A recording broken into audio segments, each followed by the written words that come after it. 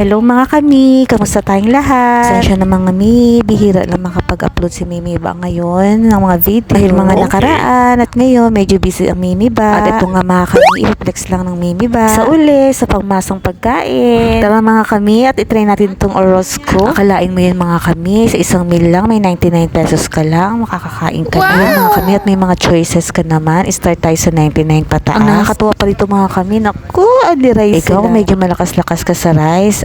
Ayan, eto na, pumunta ka na rito at bagay na bagay ito sa'yo. Tapos tipid ka pa sa ulam. Ay, naku, mag 99 pesos ka na lang. Alam niyo ba mga kami, na kapag pumunta ka rito, para ka nang pumunta sa Inasal, para ka na rin pumunta sa Jollibee, at syempre, para ka na rin pumunta sa Unbox Restaurant. Tingnan niyo naman mga kami, kahit simpleng resto sila, komportable ka naman. At syempre mga kami, ang nagustuhan namin dito, malinis ang paligid. Tingnan niyo naman mga kami, at may mga roasted chicken sila. Meron din silang crispy pata. Pero syempre, ang pinaka-special menu nila, yung chicken. Meron silang chicken barbecue, meron silang spicy, at syempre, meron din silang classic roasted chicken. At ito na mga kami, para silang Jollibee, meron silang chicken spaghetti. Meron din silang dinakdakan, single spaghetti, at saka sisig. Naku, parang Inasal din. At syempre, meron din silang pang dessert, meron din silang sundae, fry, shake and juice. Ano pa nga hanapin natin at nandito na lahat. Ay mo yan mga kami, magkakaroon ka na ng tatlong Coke fruit, 99 pesos lang. Naku, bagay na bagay rin to sa mga estudyante. Ayan mga kami, at naipasyal ko na naman kayo sa loob ng kainan. Ang dalawang magama, medyo naiinip na. Yung anak ko, nag-exhibition na naman. Hindi na naman alam kung saan naaakyat ang bebe natin. For sure, mamaya lang, nasa ilalim na ng lamesa yan.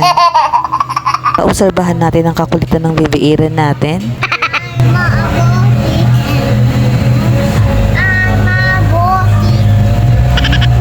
Wow, sa wakas, after 45 years, dumating na rin ang pagkain natin.